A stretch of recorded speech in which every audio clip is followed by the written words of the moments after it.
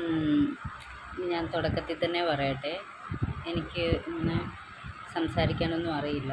എങ്കിലും എനിക്ക് എന്നെക്കുറിച്ച് തന്നെ എല്ലാവരോടും പറയണമെന്നും എന്നെക്കുറിച്ച് തന്നെ സംസാരിക്കണമെന്നും വളരെയധികം ആഗ്രഹമാണ്. അതായത് എൻ്റെ കഥ തന്നെ. എൻ്റെ ഏറ്റവും വലിയ ഹീറോ ആരാന്ന് ചോദിച്ചിട്ടുണ്ടെങ്കിൽ എൻ്റെ അച്ഛനും എൻ്റെ ആങ്ങളെയുമായിരുന്നു. അതായത് വിവാഹത്തിന് മുന്നേ. പഠിക്കാൻ വളരെ മണ്ടിയായിരുന്നു കേട്ടോ. പഠിക്കൊന്നുമില്ല. 10ാം ക്ലാസ് വരെ ഞാൻ പഠിച്ചിട്ടുള്ളൂ. ആ സമയത്ത് എപ്പോഴും എൻ്റെ ആങ്ങള, അതായത് ഞാൻ ചേട്ടായി എന്നാണ് വിളിക്കാറ്, പുള്ളി ഒരു മിഠായി കിട്ടിയാൽ പോലും അത് എനിക്ക് കൊണ്ടുതരാനൊരു മനസ്സുള്ള ആളായിരുന്നു. അതേപോലെ എൻ്റെ അച്ഛൻ എന്നെ വിളിക്കുന്ന കുഞ്ഞേന്നായിരുന്നു. അദ്ദേഹവും വളരെ സ്നേഹത്തോടെ വളർത്തിയതാണ് എന്നെ. അപ്പോൾ എൻ്റെ ജീവിതത്തിലെ ഏറ്റവും വലിയ ഹീറോ ആരാന്ന് ചോദിച്ചാൽ എപ്പോഴും എൻ്റെ അച്ഛനും ആങ്ങളെയും തന്നെ ആയിരുന്നു.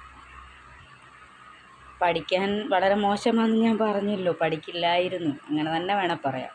പഠിക്കാൻ എത്ര നിർബന്ധിച്ചാലും ഒരിക്കലും പഠിക്കാൻ ഞാൻ തയ്യാറായിരുന്നില്ല. അപ്പോഴൊക്കെ എനിക്ക് ആഗ്രഹം തിരുവാതിര പഠിക്കാൻ പോവുക, അങ്ങനത്തെ ഒക്കെ കാര്യങ്ങളായിരുന്നു. അപ്പോൾ എൻ്റെ അമ്മ എപ്പോഴും എന്നെ പഠിക്കാൻ ഇരുത്തും കേട്ടോ. ഞാൻ ഭയങ്കര കള്ളിയാണല്ലോ പഠിക്കാൻ.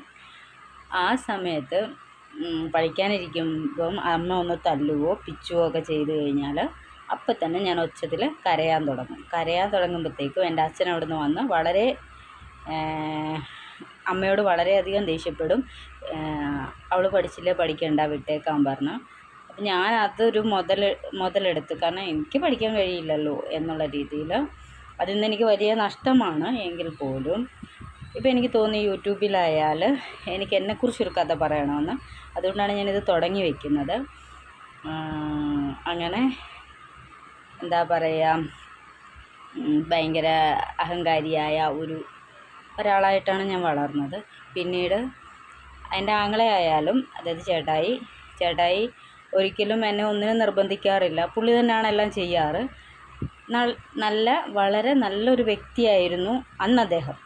എന്ന് വെച്ചാൽ എന്നോടുള്ള സ്നേഹക്കൂടുതൽ കൊണ്ടോ ഞാൻ ഭയങ്കര അഹങ്കാരിയായിരുന്നു. ആങ്ങളയ്ക്കൊന്നും മേടിക്കാൻ സമ്മതിക്കാറില്ലായിരുന്നു.